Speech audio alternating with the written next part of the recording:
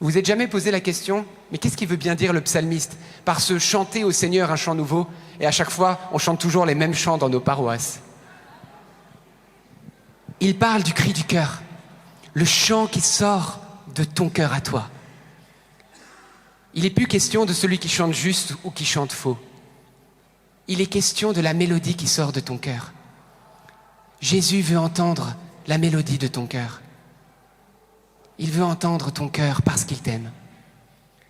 Et nous avons chanté Dieu tout de suite, de tout notre cœur. Et si on se laisse porter, on sent qu'il se produit quelque chose dans l'atmosphère. L'atmosphère change. Et ce n'est pas quelque chose juste de l'ordre de l'émotion, parce qu'on joue bien au piano, les voix sont belles. Il est question d'un changement d'atmosphère, parce que c'est une question spirituelle aussi.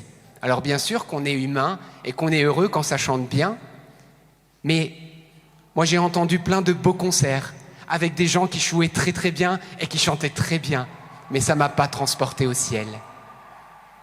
L'onction de Dieu, lorsqu'elle est présente, parfois se fait palpable.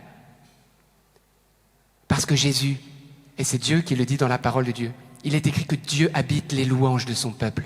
C'est-à-dire que quand tu te tournes vers lui, avec ton cœur, avec ce que tu es, avec tes faiblesses, avec tes péchés, avec même tes hontes, tes culpabilités, mais que tu cries vers lui, tu te reconnais pauvre et tu te dis « mais j'ai besoin de Dieu, j'en peux plus, j'ai besoin de toi ». Comment ne se pencherait-il pas vers toi? Oh, je peux te le dire, avant même que tu cries, il était déjà penché. Mais c'était nous qui l'attendions. Jésus nous demande, et c'est le Père Roger qui nous l'a dit tout à l'heure, de redresser la tête. Vous savez pourquoi? À la fois pour nous redonner la stature des fils de Dieu, dignes, mais redresser la tête, c'est se tourner vers lui aussi. Souvent, on se tourne vers notre problème et on s'enferme. On se recroqueville sur soi-même et on ne trouve plus d'issue. Il n'y a plus de ciel, il n'y a plus que la terre et les vers de terre. Et je comprends qu'après on a envie de prendre des médicaments contre la dépression, parce que si on passe notre temps dans les vers de terre et notre vie devient un cimetière, alors après, à un moment donné, on voit tout comme ça. Et le Seigneur te dit, mais non, j'ai pas fait que la terre, j'ai fait le ciel aussi. Pour que tu te tournes de la terre vers le ciel et que tu comprennes que la terre n'est pas ta patrie, mais le ciel. Est-ce que vous le savez, ça? Vous savez qu'en fait, on est de passage. Tu peux avoir tous les biens du monde, toutes les richesses du monde. Tu peux être honoré par les hommes. À un moment donné, ton corps va rester là et ton âme, piou, elle part. Mais par où? Elle est faite pour quoi? Elle est faite pour s'unir à Dieu dans le paradis. Jésus l'a dit lui-même, que votre cœur cesse de se troubler. Croyez en Dieu, mais croyez aussi en moi. Il est déjà en train de dire, Jésus, bah, tu crois en Dieu, crois en moi, c'est moi Dieu. Et il est génial ce Jésus parce qu'il va dire, détendez-vous les amis, oui vous êtes nombreux, mais dans la maison de mon Père, il y a de nombreuses demeures. Je vais aller vous préparer une place. Ce n'est pas mes paroles, hein. Jean chapitre 14, hein. Lisez 1, verset 2, verset 3, c'est ce que je suis en train de vous dire. Dans la maison de mon Père, il y a de nombreuses demeures, je vais aller vous préparer une place. Quand elle sera prête, je reviendrai vers vous et je vous prendrai avec moi, afin que là où je suis, vous aussi, vous soyez. Oh. Alors, il y a une place pour moi dans la maison du Père. Est-ce que... Il y a des gens qui s'entretuent pour avoir un domaine ici, un problème de maison, un problème de je sais pas quoi, et puis on construit des trucs, c'est très très bien. Mais si je vous montrais ma villa qui est au ciel, je pense que vous serez juste dégoûtés, quoi. Je vais pas le faire ce soir, mais j'aimerais juste te dire, la villa, elle est pour moi, ok, mais t'en as une aussi, ok? La seule chose, c'est est-ce que tu comprends que nous sommes faits tellement pour plus que ce que la terre nous propose, que ta vie a une portée plus grande que tout ce qu'on nous dit aux infos, que tout ce qu'on aimerait nous dire, boulot, métro, dodo, et hop, fini, clac, tu passes à la trappe. Non, nous sommes faits pour devenir des saints et des saintes. Nous sommes faits pour impacter ce temps et pour être la gloire de Dieu, afin que lorsqu'on te voit, on voit Dieu à travers toi. Tu as été fait, tu as été créé à l'image du Tout-Puissant. Dieu, on ne l'a pas vu. Et il t'a créé à l'image de lui-même pour que lorsqu'on te voit, on le voit lui. C'est-à-dire que tu es, toi, moi, nous sommes le miroir, le transparent de Dieu. Bam! bam, même le micro, il tamponne. Mais le seul problème, Charbel, Seigneur, qu'est-ce que tu veux nous dire?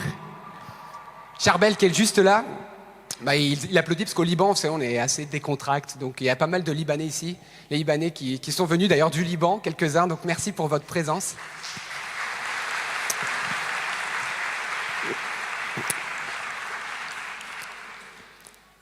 Le premier message que Jésus m'a demandé de vous dire, c'est que vous puissiez comprendre que vous êtes beau et belle dans le Seigneur, parce que vous êtes la gloire de Dieu, et que votre vie a un sens, une portée d'éternité. Votre vie a une odeur qui monte jusqu'au ciel. Dieu se plaît quand il te voit, il t'aime, et aujourd'hui il veut juste te dire, mais c'est quoi le leitmotiv de ta vie? T'as envie d'aller où? T'as envie de devenir quoi? Réfléchis à ça. Aujourd'hui, le Seigneur, tu vas me dire, mais moi je suis venu, j'ai tel problème, j'ai tel souci financier, j'ai tel problème familial, etc. Mais bien sûr, c'est très important. Tout ça, c'est très important. Mais vous savez que le Dieu que je sers, il fait ça, tchic, et c'est fini. Hein. C'est ce qu'on l'appelle le Dieu de l'impossible. Il a créé le néant à l'existence. Ta vie, c'est pas encore un néant. Hein. Il a sorti Lazare, ça faisait 4 jours qu'il pourrissait dans un tombeau. Je vous vois aussi, d'ici, je vois personne qui pourrit depuis 4 jours au tombeau. Je pense que ta situation est moins désespérée que celle de Lazare. Quelle qu'elle soit. S'il a pu le sortir des vers de terre et qu'il sentait déjà, on se demande dans quel état était son corps. T'as juste réfléchi à ce qui s'est passé dans le tombeau? Toi, t'applaudis, il est sorti avec les bandelettes. Mais qu'est-ce qui s'est passé, en fait, dans le tombeau? Il y a eu une manifestation de Dieu qui a recréé son corps. T'imagines? Allez, ciao les vers de terre. Le Saint-Esprit arrive, fait ciao, ciao tout le monde. La chair se reconstruit et le souffle de vie de Lazare revient. Qu'est-ce qu'on lit là? Vous allez à la messe et vous vous dites, voilà, on lit là, regardez, c'est incroyable. Résurrection de Lazare. Voilà, évangile selon Saint Jean, parole du Seigneur, il ressuscite, ils sont déjà, Seigneur, ouvrez le tombeau. Là. Allez, viens dehors, il vient dehors. Là, là. Bon, alors voilà, c'est très bien. Voilà, nous allons maintenant, et puis on rentre chez soi. Vous êtes en train d'écouter quoi, là? Il vient de ressusciter un gars qui est mort depuis 4 jours, qui pourrissait, notre Seigneur. On va à la messe pour le rencontrer physiquement présent, on rentre, on repart comme si il ne s'est rien passé. Mais est-ce qu'on comprend la portée du message de notre Seigneur? Il est vivant, et il n'a pas changé. Ta vie, il peut la ressusciter. Il en a l'autorité et le pouvoir, mais vous comprenez une chose, le problème n'est pas du côté de Dieu. Non, le problème, il est de notre côté, parce que nous craignons Dieu. Nous avons peur de lui donner notre vie. Nous sommes attachés, accrochés à nos assurances. Nous avons peur d'être dépossédés de nos biens, alors qu'un jour, qu'on le veuille ou non, la mort nous en dépossédera. Offre-lui tout, parce que je te le dis, tout ce que tu gardes dans tes mains sera perdu, mais tout ce que tu lui donnes aura une portée d'éternité. Et même si tu es riche, les pauvres t'attendent. Fais de tes biens une bonne odeur du royaume. Et si tu es pauvre, n'oublie pas que ta richesse, c'est lui. Et au ciel, quand tu verras ta place auprès de lui,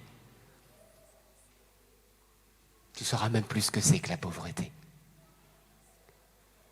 Quel que soit l'état où tu es, ne cherche pas à être quelqu'un d'autre, une autre vie. Ne convoite pas, ne jalouse pas. Dans l'état où tu es, avec ta vie, ton passé, tes blessures, là où tu en es maintenant, il n'est pas question de ce que tu aurais pu faire. Le passé, il est derrière toi. Jésus te parle maintenant. Maintenant. Dans la condition et dans l'état des choses de ta vie maintenant, il y a une espérance pour que tu deviennes saint. Et Charbel, il n'en croit pas ses oreilles. Il se dit, même moi, oui, même toi, Charbel. Et d'ailleurs, en parlant de Charbel, vous savez quelle journée? C'est le 8 mai. C'est quoi le 8 mai? C'est... Non, j'entends pas par là. C'est quoi le 8 mai? C'est... Là. C'est pas une fête? C'est pas un jour férié le 8 mai? C'est quoi? Mais ça s'appelle comment? L'armistice, c'est ça? L'armistice. Eh ben non, frères et sœurs, c'est l'anniversaire de Saint Charbel.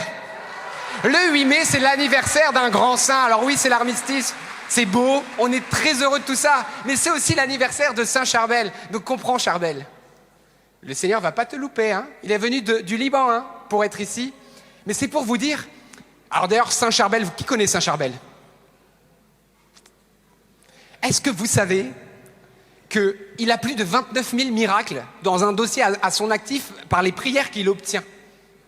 C'est juste dément. Dont 10%, c'est des gens qui ne sont même pas chrétiens, des musulmans, des juifs, etc. Des gens qui ne croient peut-être même pas en Dieu, qui sont superstitieux, paf. Et c'est quoi comme type de miracle? C'est des gens qui naissent, qui sont aveugles, aveugle-nés, ou des gens qui ont des cancers multimétastatiques, puis d'un coup, poup, ils arrivent, ils voient Saint-Charbel dans la nuit, il leur fait coucou, t'es guéri, poup, c'est fini. Et après, ils arrivent, ils sont guéris. Ben, c'est des trucs incroyables. Nous, on a vu des dossiers, c'est juste totalement la folie, quoi. Et des gens même, ils sont dans d'autres pays. Donc, c'est un saint qu'on appelle thaumaturge. C'est-à-dire qu'il obtient par sa prière des miracles, des guérisons et des prodiges. C'est trop fort. Et pourquoi? Ce saint, il était ermite, mais il était uni à Dieu. Toute sa vie était soumise à Dieu. Et vous avez vu, lui qui était dans le secret toute sa vie, qui s'est même reclus comme un ermite. Comment Dieu a glorifié cet homme?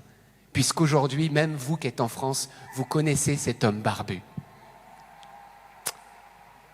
Celui qui s'abaisse sera heureux celui qui comprend cette parole. Hein. Frères et sœurs, ne cherchez pas la gloire des hommes. Hein. On vous encense aujourd'hui, on vous détruit demain. Cherchez la gloire qui vient de Dieu. Jésus l'avait compris, à un moment donné, il voulait faire de lui un roi. Il est roi pourtant, il s'est taillé, il est parti, Jésus, il allait se planquer. Parce qu'il ne veut pas la gloire des hommes. Ne cherchez pas la gloire les uns des autres. Ne cherchez pas à être aimé par les uns ou par les autres. Mais cherchez à plaire à celui qui demeure pour toujours. Parce qu'un jour, c'est lui qui prendra une couronne et qui la mettra sur ta tête. Donc, oublie pas cela. Rentrons dans cette portée-là. Comprends. Parce que ce qui tue les hommes, c'est mon deuxième message. Ce qui nous tue aujourd'hui, c'est la jalousie, c'est l'envie, on ne comprend rien, on n'est pas satisfait de notre vie, on pense qu'il faudrait qu'on ait la vie du voisin. On se dit, oh, lui il a du pot, lui il a un beau polo bleu, blanc, bleu et blanc. Eh bien très bien, mais toi aussi t'es bien habillé, moi je sais qu'il est beau mon polo. J'en suis très fier, d'ailleurs je le quitte pas, vous dites d'ailleurs, mais est-ce qu'il en a plusieurs ou c'est toujours le même qu'il met? D'ailleurs qui s'est posé cette question? Voilà. Eh ben je vais pas vous dire. Eh ben c'est toujours le même que je mets, non. Mais moi j'ai une grâce pour sentir toujours bon, c'est comme ça. On n'a pas tous cette grâce. Je l'aime trop ce polo, c'est comme ça, voilà. D'ailleurs j'ai vu qu'il se réplique de plus en plus. Mais c'est pour vous dire, frères et sœurs, sachons se contenter de ce que Dieu nous a donné et ouvrir les yeux sur la beauté de notre vie. Et de soumettre cette vie à Dieu. Le mot soumission, on en a peur, mais ce n'est pas une soumission qu'on se fait dominer par Dieu, qui nous cravache, etc. C'est un Dieu d'amour qui laissé mort crucifié. N'est pas un Dieu qui veut t'enchaîner, te faire du mal. Il s'est laissé enchaîner sur la croix pour que tu sois heureux. C'est fou quand même. Soumettre sa vie à Dieu, c'est-à-dire comprendre que ce que Dieu veut pour nous, c'est le meilleur. Alors oui, nos caprices de temps en temps prennent un bon coup. Tu fais plus que toi, tu as toujours envie de faire. Parce que souvent, ce que Dieu a envie de faire pour toi, c'est différent. Mais, si tu lui dis oui, tu comprends. Et tu comprends ce que c'est que le bonheur. Et moi, j'aimerais vous dire ce soir, qui veut le bonheur? Attendez, réfléchissez. Ah bah, vous baissez les mains. Et réfléchir, c'est pas forcément baisser les mains. C'est-à-dire que vous avez levé les mains sans réfléchir. Quand je vous disais réfléchissez, c'est-à-dire... comprenez la portée de ce que je vous dis. Qui veut le bonheur? Le vrai? Levez vos mains, parce qu'il y a des anges qui prennent des photos, et moi j'aimerais vraiment que la photo elle soit nickel. Donc, ok, ne baissez pas les bras, ok. Vous êtes prêts? Vous avez bien réfléchi? Ceux qui ne voulaient pas le bonheur, là, vous êtes sûrs? Ok. Photo. Ah, il y en a qui ont levé les mains. Ah, je vous avais dit. Bon, bah super, il y en a pas mal. Il y a une différence entre bonheur et plaisir. Le plaisir, c'est un instant comme ça, et puis après, souvent, on n'est pas bien. Le bonheur, c'est quelque chose qui dure. Mais le bonheur, c'est pas toujours facile à obtenir, parce que ça va vers le renoncement de sa volonté propre. Et Jésus l'a vécu. Tu veux le bonheur? Est-ce que tu es prêt à te renoncer à toi? Qui est prêt à se renoncer à sa propre volonté? On lève les mains. Ah, il y en a déjà un peu moins que tout à l'heure, hein? On veut le bonheur, mais comme nous, on le veut, hein? Ah, quand même, il y en a qui sont prêts à mourir. Hein. Faites attention, hein, parce que le Seigneur, il aime tailler. Hein. Il aime vous donner le bonheur. Donc, Et oui, vous avez compris.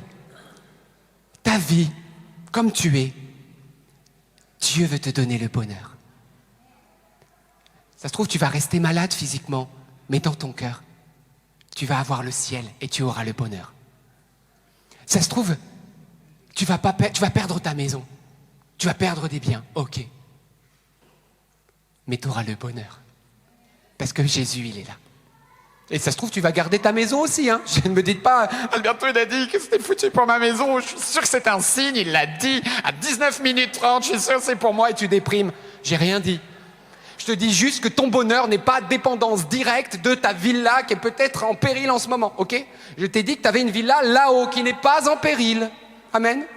Donc ce que je j'essaie de vous dire depuis tout à l'heure, c'est que les biens du monde, ok. Mais moi, frères et sœurs, j'ai choisi les biens du ciel. Et je sais que plusieurs d'entre vous, vous avez choisi ça aussi. Et vous savez, j'ai jamais... Alors, c'est un secret, ok? Bon, c'est en direct, mais c'est pas grave, c'est quand même un secret. Parce que je veux glorifier Dieu.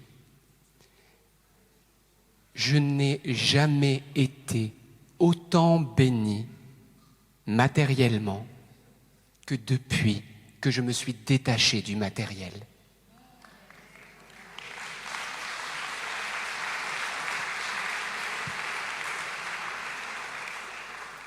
Quand Jésus voit que ton cœur est détaché de ces ronds de cuivre, il n'aura pas peur de te bénir pour que tu puisses le servir avec eux. Mais s'il voit que ton cœur est attaché à cette idole, tu penses qu'il va t'en gaver pour que tu sois séparé de lui? Si ta bourse est trouée, il va la laisser trouer, crois-moi. Parce qu'il veut que ta bourse du ciel soit pour toi. Et oui, c'est un papa, hein, et je peux vous dire que c'est pas un gogolito, hein.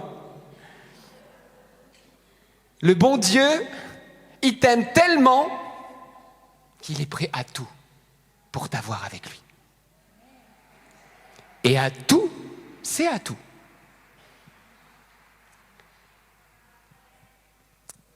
C'est tellement beau. J'aimerais vous parler de quelque chose d'important. Et c'est mon troisième message. Le premier, vous êtes beau dans le Seigneur et vous êtes le reflet de Dieu. Alors souriez, parce que Jésus, il sourit. La vie a vaincu la mort. C'est déjà fait. Et toi, ton nom est inscrit dans le livre de la vie. Alors réjouis-toi quand même. Qui pense que son nom est inscrit dans le livre de la vie? Il y en a qui regardent son voisin en se disant « Tu penses que mon nom est inscrit? J'ai réussi l'examen. » S'il n'est pas inscrit, ça a été mal barré, mon potose. Oui, si tu mets ta foi en Jésus et que tu veux vivre dans cet amour. Ils sont en train de faire un match de foot à côté. Ou sinon, c'est vraiment des cramés de Dieu plus que nous. Hein. Waouh! Si tu crois en Jésus, et si tu lui as demandé pardon pour tes péchés, et si tu fais l'effort de vivre conformément à cet amour, de quoi as-tu peur? Bien sûr que tu es sauvé. Oublie pas le bon larron. Cet homme était probablement un assassin écartelé à la droite du Fils de Dieu.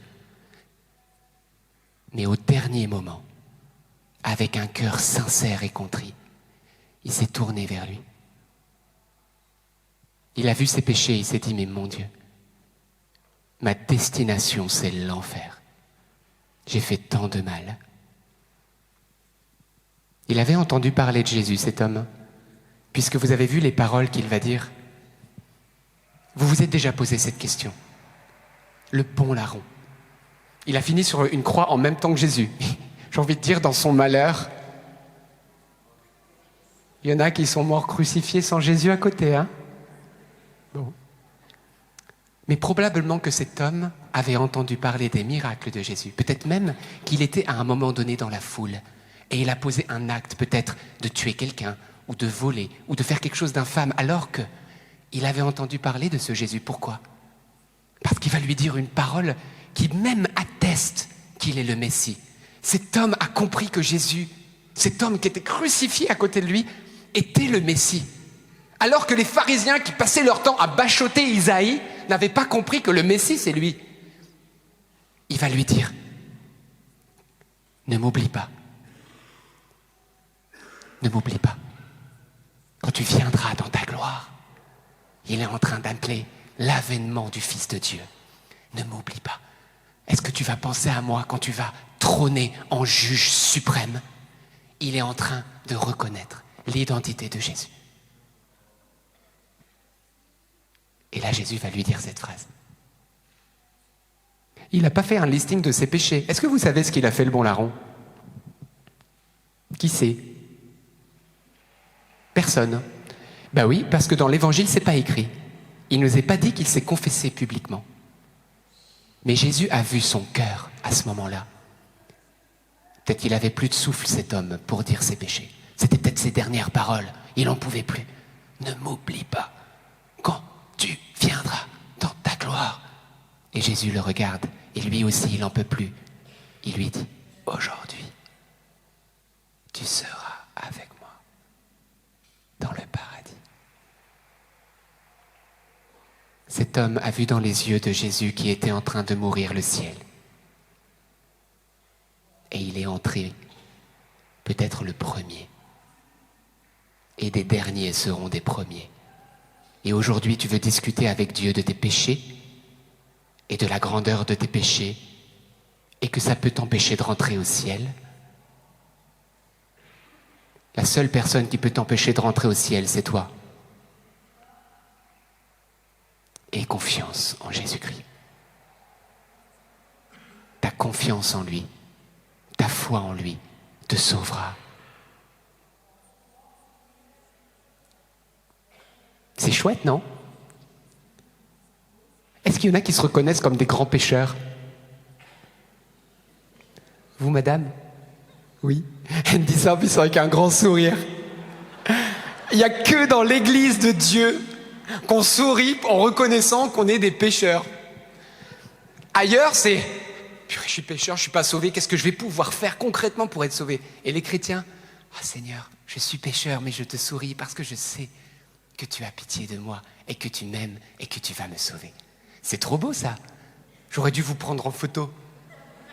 Un grand pécheur, une dame qui a fait plein de péchés, qui sourit parce qu'elle est miséricordiée. Elle est aimée et sauvée. C'est trop beau ça. C'est cool, hein? Moi, je trouve ça génial. Si le diable t'accuse, si tes pensées t'accusent, si les gens t'accusent, si ta culpabilité t'accuse, si tu restes toujours sur ton passé, quelles que soient ces pensées, elles sont diaboliques et mensongères. Jésus ne te juge pas, jamais. Tu entends? Jamais il te juge. Jamais une seule fois. Ce n'est pas l'heure. Il vient pour sauver et bâtir et non pour détruire. Mais aujourd'hui, il t'appelle dans ce sanctuaire. Toi qui reconnais que tu es pécheur, peut-être tu as commis l'adultère, peut-être tu as fait du mal par tes paroles, peut-être tu as de la haine, de la jalousie, de la rancune. Tu ne peux pas pardonner à quelqu'un et tu as maudit cette personne. Et peut-être c'est ta sœur, c'est ton propre frère. Peut-être tu es divisé avec les membres de ta propre famille et tu hais tes propres parents. Si tu vois que tu es enlisé dans ces sables mouvants qui te tuent, crie vers lui. Renonce à ça. Renonce à ces péchés-là. Renonce à cette amertume, à cette rancune. Et tourne-toi vers Jésus, et je te le dis au nom du Seigneur. Il te délivrera, il te sauvera, il effacera tes péchés, il les oubliera, et il te donnera une vie nouvelle. Et un jour, tu entreras dans la gloire, et de ton passé, tu n'auras plus souvenir. Est-ce que vous saviez que quand Jésus pardonne, il oublie vos péchés? Qui savait ça? Bon, vous êtes tous très balèzes. Qui ne savait pas ça? Ah, quand même, j'ai appris quelque chose à quelqu'un, merci Seigneur. Il les oublie. Quand Jésus nous pardonne, il efface nos péchés. Il les efface. C'est-à-dire que quand on regarde ton dossier, c'est pas dedans. C'est comme si tu ne l'avais pas fait. C'est énorme. Et pas seulement il l'efface, et derrière, il s'en souvient à chaque fois, il appuie dessus. Non, il oublie. Et même lui va dire cette parole, c'est dans l'Ancien Testament, de vos péchés, vous n'aurez plus souvenir.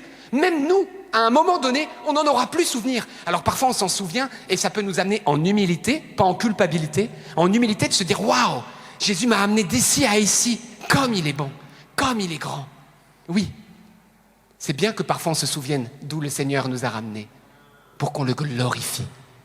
Paul, il s'en est souvenu, de cette lapidation d'Étienne, toute sa vie. Je pense qu'il s'en est souvenu même quand il s'est fait lapider, Paul, vous le saviez ça? D'ailleurs, il l'avait laissé comme mort, ça se trouve même il est mort. Peut-être qu'il s'est même fait lapider à mort, parce qu'il est écrit qu'il s'est fait lapider, et que les disciples ont fait cercle autour de lui. Donc je ne sais pas dans quel état il était, mais il devait être comme ça.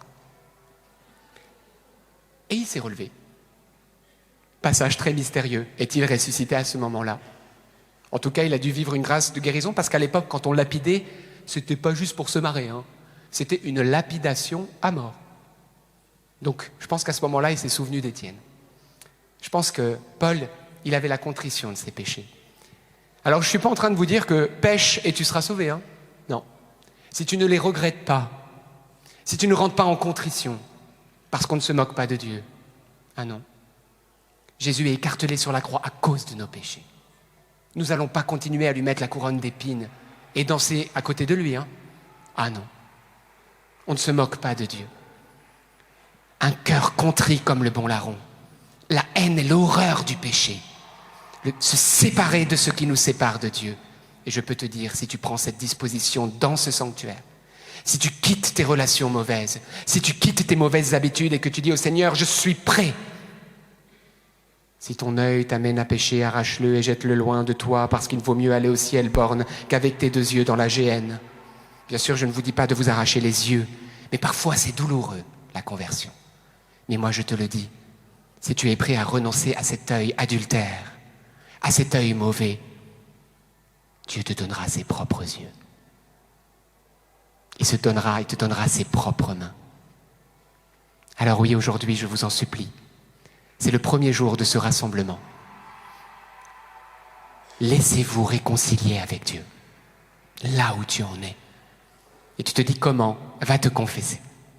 Il y a plein de prêtres dans ce sanctuaire. Et plonge ton âme dans le sang de Jésus.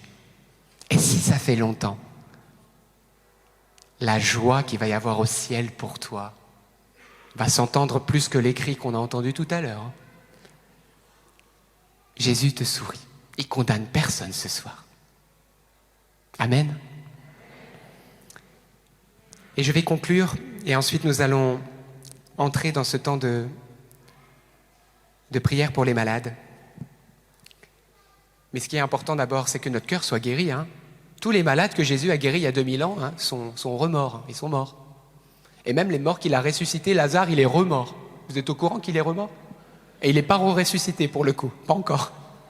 Donc, le corps, c'est bien, et c'est sûr qu'une personne soit guérie, ça restaure toute sa vie.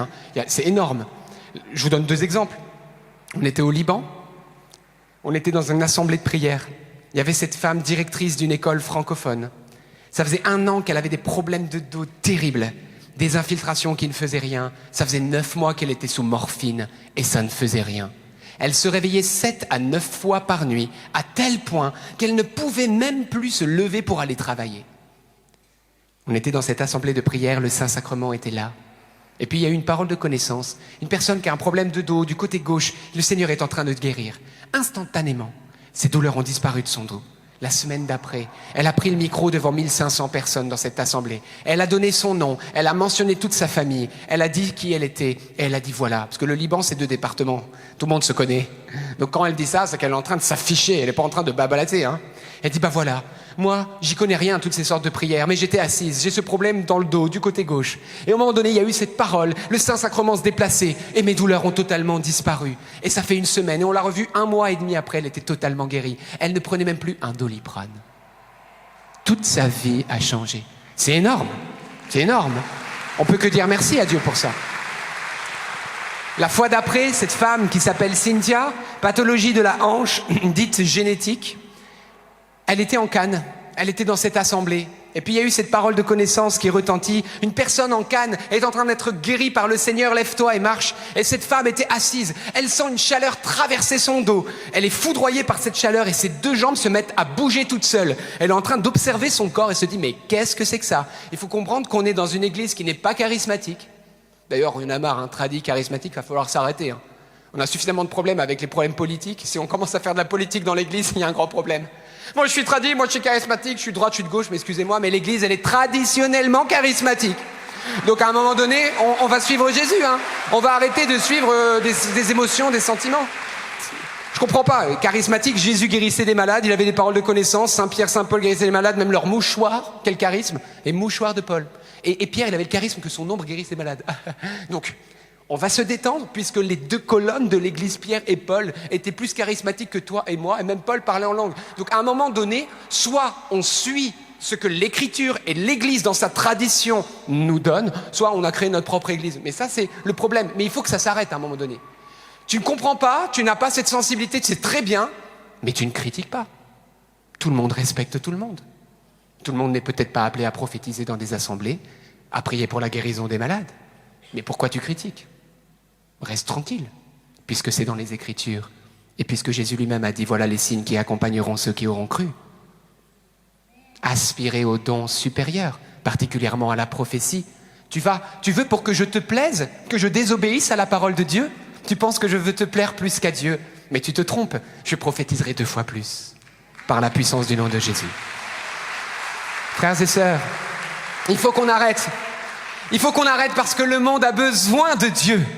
Le monde a besoin que des chrétiens remplis de la force du Très-Haut, comme du temps des apôtres, se lèvent pour annoncer à ce monde qui est en train, comme vous le voyez, de revenir dans la guerre, dans le sang, dans le trouble, en Europe, au Moyen-Orient et dans différents lieux de ce monde. Il n'y a plus d'espérance. L'homme tue l'homme et n'a toujours pas compris qu'en tuant l'homme, il est en train de tuer sa propre vie. Si l'Église ne se lève pas maintenant, qui se lèvera ? Si le nom de Jésus-Christ n'est pas proclamé aujourd'hui dans ce monde de ténèbres, quel nom allons-nous prononcer ? Moi, j'ai choisi mon camp. On va annoncer Jésus. Nous allons le proclamer à temps et contre-temps, par-delà les frontières, devant les politiques, devant les petits, les pauvres, les riches. Tous ont droit au salut et à entendre parler de ce Dieu 3 fois saint, créateur du ciel et de la terre, mort sur une croix, ce Jésus, ressuscité des morts et qui donne la vie éternelle à tous ceux qui croient en lui. Ah oui, et on va pas me dire non, eux tu peux leur dire, eux tu peux pas leur dire. Tous ont besoin de connaître l'amour de Dieu. Frères et sœurs, seul Jésus a dit « Aimez vos ennemis ».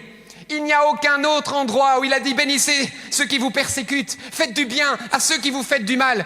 Aucun autre homme n'a dit cela. Personne n'a fait ce que Jésus a fait.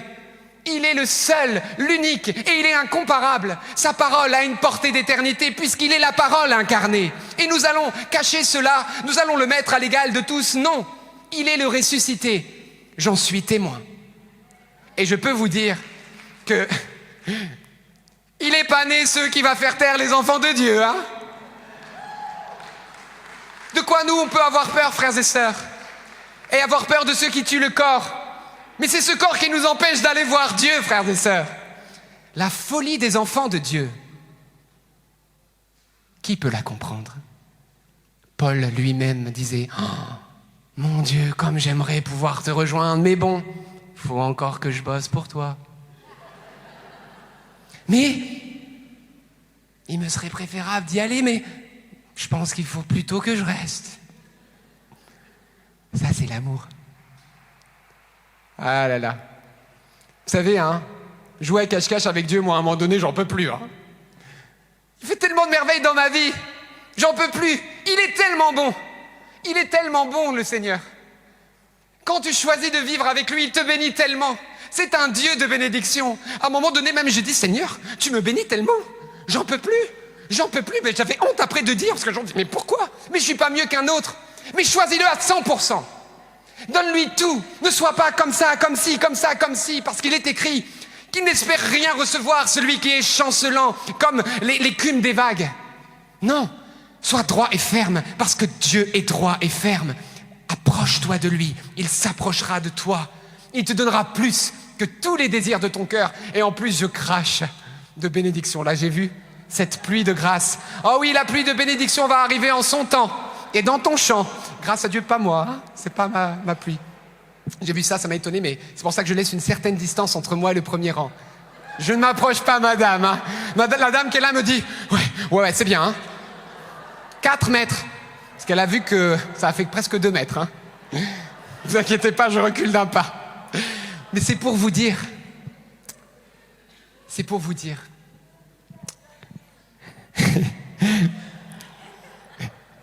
En plus, ce qui est trop drôle, c'est que Dieu est humour.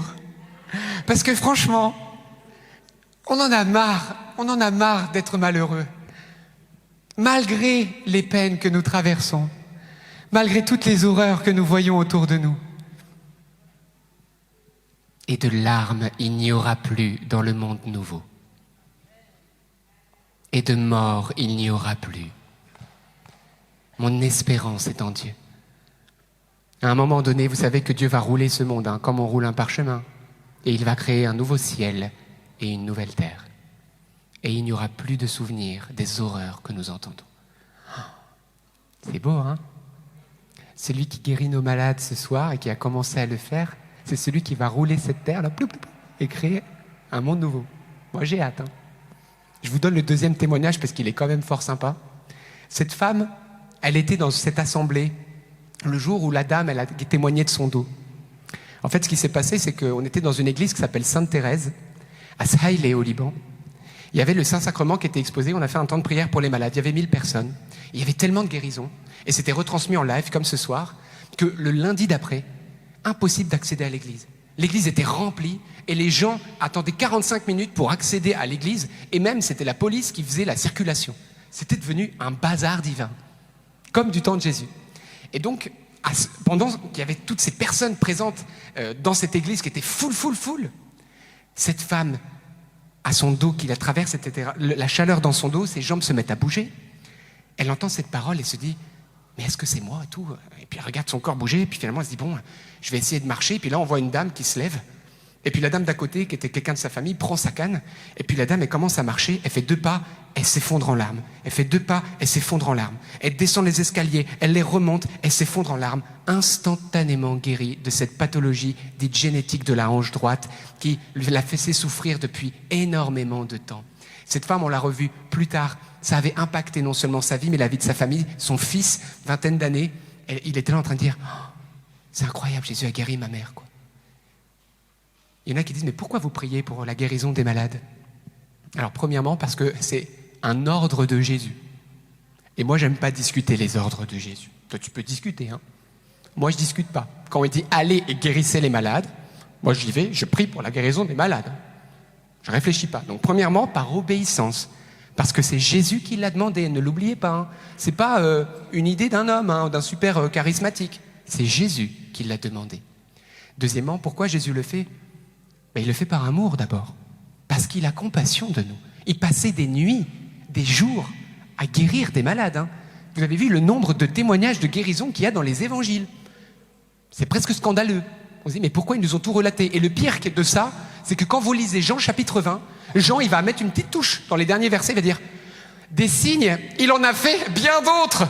On vous a mis juste cela pour que vous puissiez croire en Jésus et en croyant en lui, vous puissiez être sauvés. Donc, Jésus a fait encore bien plus. Ils en ont déjà mis 1 tonne, mais il en a fait plus qu'1 tonne. Et pourquoi ? Il a dit « On vous a écrit ces signes pour que vous puissiez croire. » Donc Jésus le fait pour que nous puissions croire. Des signes sont là pour nous aider à croire que Jésus est le Sauveur. Amen. Alors, c'est ce qui s'est passé. Parce que moi, franchement, toutes les personnes malades que j'ai vues, elles se sont converties, celles qui ont été guéries. Et non seulement elles, mais par leur témoignage, des gens se sont convertis. Et la vraie guérison, c'est celle du cœur. Amen. Alors, je vais conclure. Parce que je suis saintement excité de voir tout ce que Jésus va faire ce soir. Parce que c'est lui qui est au milieu de nous. Mais j'aimerais juste vous dire une chose. On a compris qu'on était beaux et qu'on était les enfants de Dieu. On a compris qu'il ne nous faut pas vivre dans la culpabilité, que quels que soient nos péchés, Jésus nous les pardonne, il ne nous juge pas, et qu'on a juste à aller se confesser. Tu sais ce qu'il te reste à faire, tu as quelques jours pour ça. Parce que là, tu as le temps. Tu peux le faire quand tu veux, mais moi, je t'encourage. La douche, c'est maintenant. Et troisièmement, j'aimerais juste vous partager cela. La Vierge Marie. Est-ce qu'une mère est facultative? Non.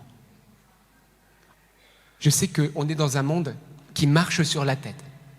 Les lois naturelles, on ne sait plus ce que c'est. Et on pense qu'une maman, les enfants n'ont pas besoin de maman, ils n'ont même pas besoin de papa, on peut faire ce qu'on veut. Bientôt, on est en train d'animaliser l'homme. C'est la folie d'un monde qui refuse Dieu.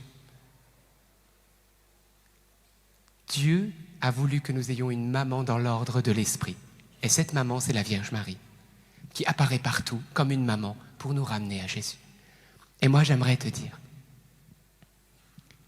elle est venue prier avec Bernadette ici, le chapelet. Et dans tous les lieux où elle apparaît aujourd'hui, elle demande la prière du rosaire. Elle demande qu'on lui soit consacré pour être tous consacrés à Jésus. Alors moi, aujourd'hui, j'aimerais te dire ceci. Prie avec Marie. Quand j'arrête de prier mon rosaire, ma journée devient un enfer. Certains me disent « Ah, quel combat spirituel j'ai sur ma vie !» Et moi, je vais juste vous dire quelque chose. Est-ce que tu t'es posé la question de quel était le combat spirituel d'un enfant du Seigneur qui prêche le Seigneur partout, qui passe son temps à annoncer l'Évangile, à prier pour des malades, et qui passe... Est-ce que tu t'es posé la question? Tu penses que les démons, ils m'ont oublié, moi? Est-ce que tu penses que les francs-maçons, les sorciers, et puis tous ceux qui veulent faire du mal, ils m'ont oublié, tu crois? Mais j'aimerais juste que vous compreniez quelque chose. Nous ne sommes pas, nous, les chrétiens, dans la défensive, mais dans l'offensive. Pour peu que nous soyons unis à Dieu. Et l'arme fatale de Dieu, mais fatale, hein, qui écrabouille l'enfer, mais qui détruit les démons, qui fait que les malédictions qui viennent sur toi deviennent des bénédictions, et même les sorciers te bénissent. Ouf, comme on dirait au Liban. Cette arme fatale, c'est celle qui a dit « Je suis l'Immaculée Conception ». Et moi, je te le dis,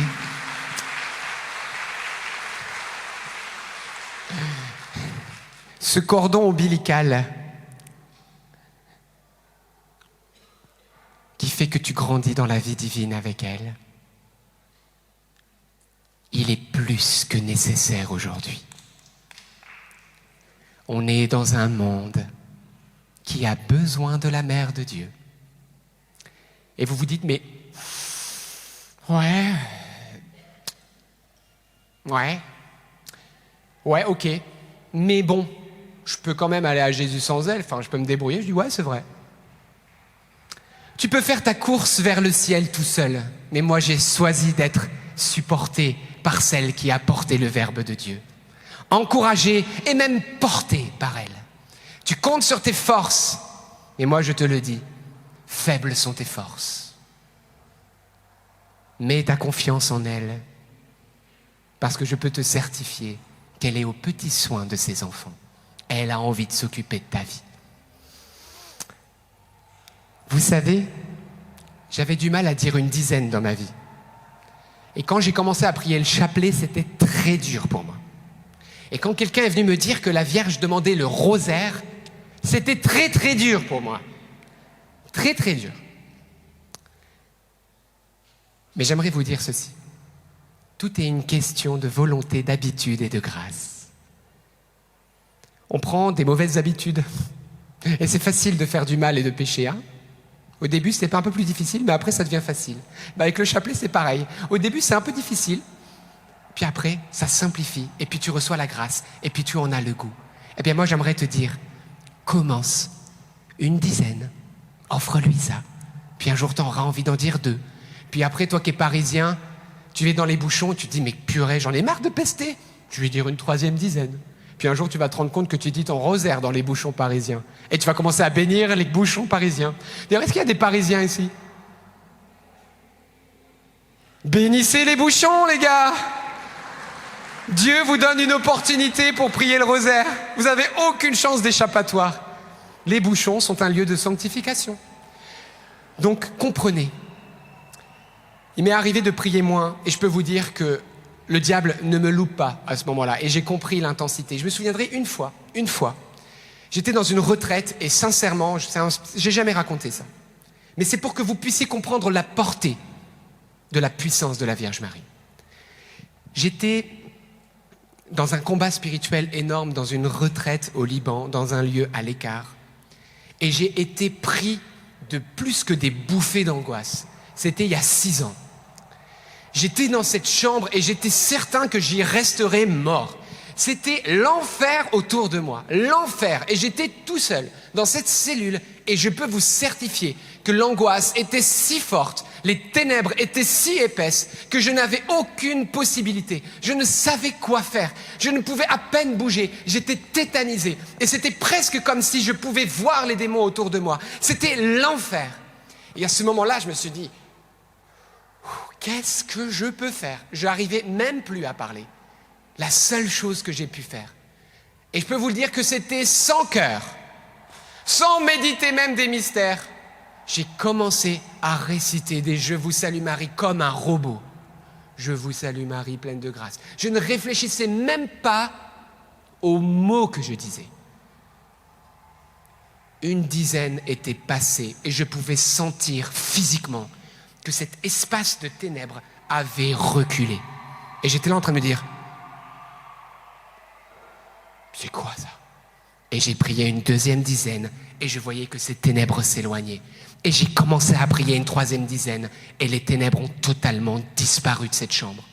Et le Seigneur m'a dit, tu vois, ce que tu as vécu ici, proclame-le sur les toits. Et dis-leur que dans leur combat spirituel, dans les ténèbres qui environnent leur vie et dans les atmosphères qui les détruisent, qu'ils aient recours à l'Immaculée que j'envoie dans le monde. Tu te dis, elle est facultative. Et le bon Dieu qui l'envoie partout. Plus de 2000 apparitions mariales. Combien d'apparitions de Jésus? Quelques-unes. Pourquoi il envoie la mère? Parce qu'elle est l'arme fatale. Parce qu'il veut que tu l'accueilles. Et parce que Dieu veut, que tu le veuilles ou non, que tu passes par elle pour aller vers lui. Il sait que c'est le chemin le meilleur qui t'unit à Jésus. Puisque c'est le chemin que Jésus a pris lui-même pour venir à toi.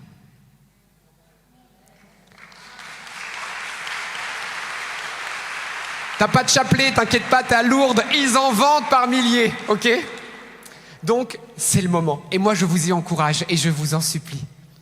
Et je vais terminer avec cette prière de consécration. Que vous soyez tout à elle, pour être tout à Jésus.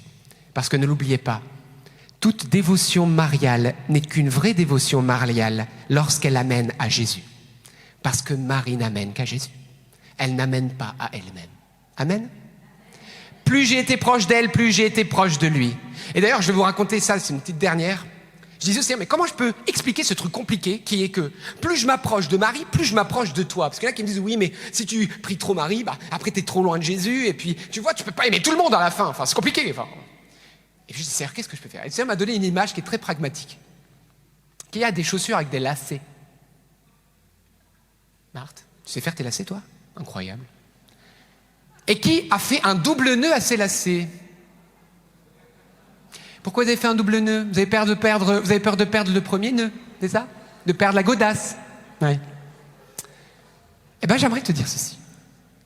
Pour que tu ne perdes pas ta godasse spirituelle et que tu te retrouves pieds nus sur le chemin de la vie, le nœud principal, c'est qui? C'est Jésus.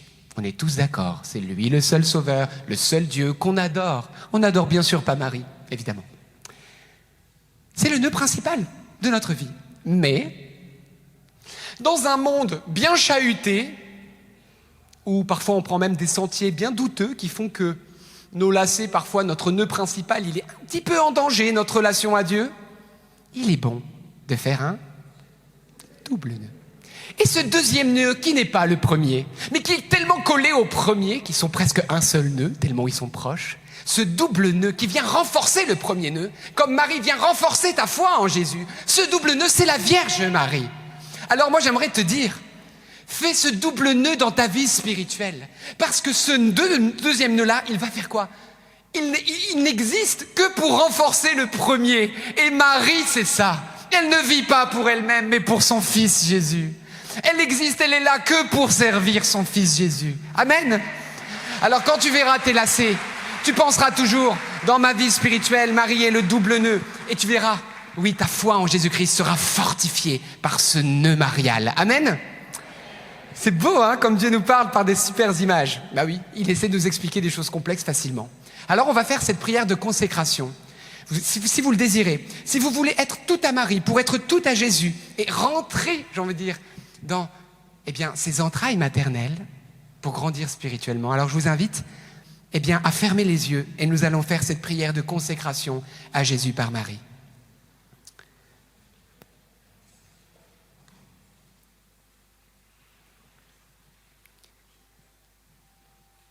Et réfléchissez bien, hein, parce que votre vie ne va pas être la même. Vous allez comprendre la beauté de vivre avec Marie. Et avec Jésus, pour le coup.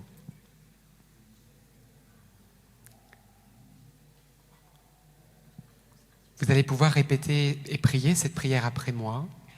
À un moment donné, il va falloir mettre son prénom. Alors vous pourrez bien sûr, vous n'allez pas dire Alberto à ce moment-là, sinon je vais être consacré 600 fois. C'est très sympa pour moi. Mais ça serait bien que ce soit vous qui soyez consacrés. Ok ? Donc quand moi je dis Alberto, vous dites votre prénom. Ok ? Moi, Alberto, pécheur infidèle, je renouvelle et ratifie aujourd'hui entre vos mains les vœux de mon baptême. Je renonce fermement à Satan, à ses pompes et à ses œuvres, et je me donne pour toujours à Jésus-Christ, la sagesse incarnée, pour porter ma croix à sa suite, tous les jours de ma vie, et afin que je lui sois plus fidèle que je n'ai été jusqu'ici. Je te choisis aujourd'hui, ô Marie, en présence de toute la cour céleste, pour ma mère et ma reine. Je te livre et consacre en toute soumission et amour mon corps et mon âme, mes biens intérieurs et extérieurs, et la valeur même de toutes mes bonnes actions, passées, présentes et futures, te laissant un entier et plein droit de disposer de moi et de tout ce qui m'appartient, sans exception, selon ton bon plaisir, à la plus grande gloire de Dieu, dans le temps et l'éternité. Et Seigneur Jésus, maintenant que nous nous sommes donnés tout à Marie pour être tout à toi, aujourd'hui tu viens nous appeler chacun par notre prénom. Mon frère, ma sœur, si ça fait longtemps que tu n'as pas donné ton cœur à Jésus, si ça fait longtemps que tu vis dans le péché, que tu ne t'es peut-être pas confessé, mais qu'aujourd'hui ton cœur vibre et tu veux donner ton cœur à Jésus. Si aujourd'hui tu es déterminé pour vivre avec lui et tu veux te laisser transporter par sa grâce, si aujourd'hui tu veux quitter les ténèbres pour entrer dans son admirable lumière, si tu veux être sauvé et recevoir en héritage la vie éternelle en donnant ton cœur à Jésus, alors je t'invite à mettre la main sur ton cœur. Si ça fait longtemps que tu n'as pas donné ton cœur à Jésus, ou si c'est peut-être la première fois, tu es là et tu ne sais même pas ce que tu fais là, mais tu es là. Et aujourd'hui, tu veux être l'ami de Jésus. Eh bien, je t'invite à mettre ta main sur ton cœur. À mettre ta main sur ton cœur pour lui dire « Jésus, viens dans mon cœur, viens dans ma vie. » Car Jésus n'est pas venu appeler des justes, des bien portants, mais des malades, des pécheurs, Et nous avons tous besoin. Oui, nous avons tous besoin de toi. Ô Jésus.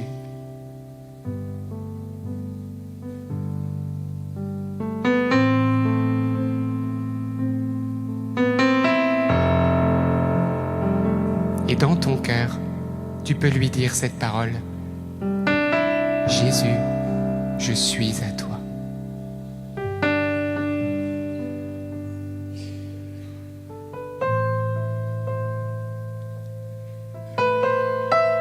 Merci Seigneur pour toutes les âmes qui se tournent vers toi et qui ont décidé de revenir à toi. Tous ceux qui ont choisi de se confesser, à changer leur vie pour être avec toi. Merci, car c'est le plus grand des miracles en ce début de convention. Que la gloire, les honneurs, la force, la louange, l'adoration te soient données au Maître, au Souverain, au Roi des rois éternel, Jésus-Christ, Fils unique de Dieu, maintenant et à jamais. Et le peuple dit, Ah,